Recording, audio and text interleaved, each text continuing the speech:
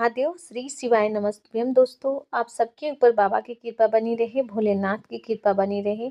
हे मेरे महाकाल राजा, किसी भी नारी की मांग गोद खाली ना रहे और किसी भी पुरुष की जेब खाली ना रहे, इतनी कृपा जरूर करना। तो आप सबको पता है कि अभी गुप्त नवरात्रे प्रारंभ होने वाले हैं, यानी कि 18 तारीख को अमावस्या है और 19 तारीख से गुप्त नवरात्रे प्रारंभ हो रहे हैं। साल में 4 नवरात्रे आते हैं, 2 गुप्त नवरात्रे, एक शारदीय नवरात्रे और एक चैत माह में जो आती है नवरात्रे।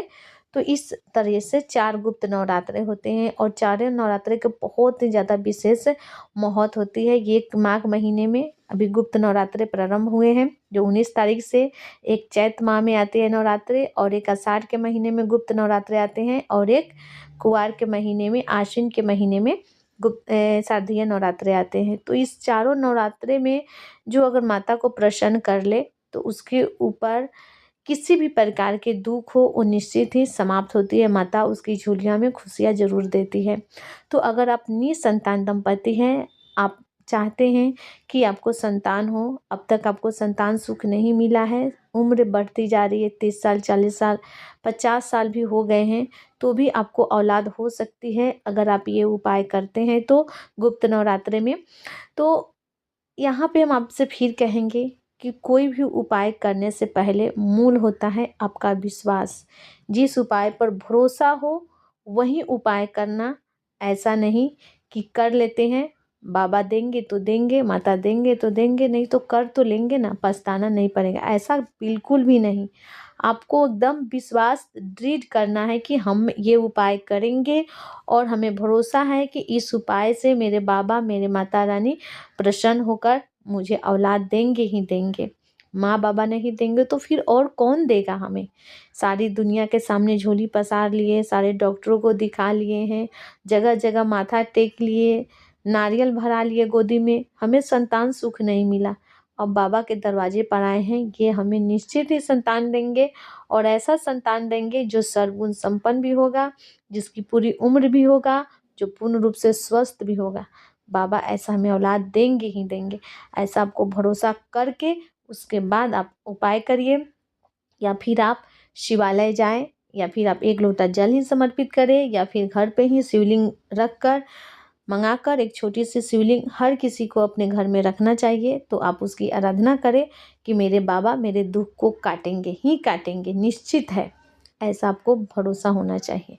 दो राह पर चलने वाला विश्वास नहीं, पता नहीं बाबा देंगे या नहीं देंगे, पता नहीं होगा या नहीं होगा, सबको देते हैं, हमें पता नहीं कब देंगे, ऐसा नहीं, पता नहीं वाला हमें भरोसा है या नहीं, ये है या नहीं वाला वर्ड नहीं, एकदम पूर्ण होगा ही तो होगा, ऐसे आपको भरोसा रखना है। तो हम उपाय की बातें करेंगे, लेकिन उससे पहले आप चैनल पर पहली बार आए हैं तो चैनल को सब्सक्राइब कर दें। वीडियो अच्छी लगती है तो लाइक बटन दबा देना, कमेंट में हर हर महादेव या श्री शिवाय नमस्तुभ्यम जरूर टाइप करना, ठीक है। अब हम लोग उपाय की बातें करते हैं, कब करना है, कैसे करना है और किस तरह से करना है। इस गुप्त नवरात्र में अगर आप ये उपाय कर लेते हैं तो निश्चित ही आपकी सुनी गोद में औलाद होगी ही होगी, आपके दुख बाबा काटेंगे ही काटेंगे, आपके जीवन में खुशियाँ आएगी ही आएगी। तो करना क्या है पहले आप ये देख लो। ये जो उपाय आप करेंगे ये आपको नवरात्रि के 9 दिन करना है, ठीक है। पहले दिन से प्रारंभ करना है, इसीलिए हम ये वीडियो 2-3 दिन पहले डाल दिए हैं ताकि आप ये उपाय बहुत ही आराम से, बहुत ही आसानी से कर सकें। तो करना कैसे है, इसके लिए आपको मात्र 1 बेलपत्र की आवश्यकता होगी। एक बेलपत्र आप अच्छे वाला लेना, कहीं से भी कटा फटा नहीं हो, इस बात का ध्यान रखना, या फिर इसमें किसी भी प्रकार का दाग धब्बा नहीं हो, एकदम स्वच्छ लेना, नीट और क्लीन लेना, साफ सुथरा लेना। एक ही बेलपत्र लेना, पूर्ण लेना, क्योंकि बाबा को कोई भी अधूरी वस्तु स्वीकार नहीं होती है, वो देते भी हैं पूर्ण और कोई भी वस्तु वो स्वीकार भी करते हैं पूर्ण। इसीलिए हम आपको कहते हैं कि पूर्ण भरोसा रखना। पहले वीडियो को ही शुरू में बोले हैं कि डगमगाना नहीं है, पूर्ण भरोसा के साथ आप लेना, तभी मेरे बाबा आपकी सुनेंगे और आपके दुखों को दूर करेंगे। इसीलिए हम आपको कहे हैं कि पूर्ण भरोसा रखना और पूर्ण 1 बेलपत्र लेना अगर चावल के दाने भी समर्पित कर रहे हैं तो आका आपको लेना है, खंडित नहीं लेना है। एक पुष्प भी आप समर्पित कर रहे हैं तो पूर्ण लेना है। भले आप एक पंखुड़ी क्यों ना समर्पित करें, उसे टूटा हुआ नहीं, खंडित नहीं, एक पूर्ण आपको बाबा को समर्पित करना होगा, तभी मेरे बाबा पूर्ण समर्पित करते हैं। और पूर्ण समर्पित जो भी करता है बाबा उसे स्वीकार करते हैं। 1 लोटा जल बाबा को अगर आप देते हैं तो बाबा उसे स्वीकार करेंगे। 1 लोटा जल में थोड़ा सा दिए, थोड़ा बचा लिए, तो फिर बाबा वो जल को स्वीकार नहीं करते हैं। 1 लोटा जल पूरे के पूरे आपको शिवलिंग पर समर्पित करना ही चाहिए। तो यहाँ पे हम लोग छोटी छोटी गलतियाँ करते रहते हैं जो कि आज के बाद आपको नहीं करनी है। तो एक आपको बेलपत्र इस तरीके से पूर्ण ले लेना है और इसे लेकर साथ में आपको 1 लोटा जल जरूर बाबा को समर्पित करना चाहिए। तो 1 लोटा आप जल ले लें। जल अपने ही घर से लेंगे, अपने रसोई घर से, जहाँ से आप पीने का पानी रखते हैं वहाँ से आपको जल ले लेना है। 1 लोटा जल।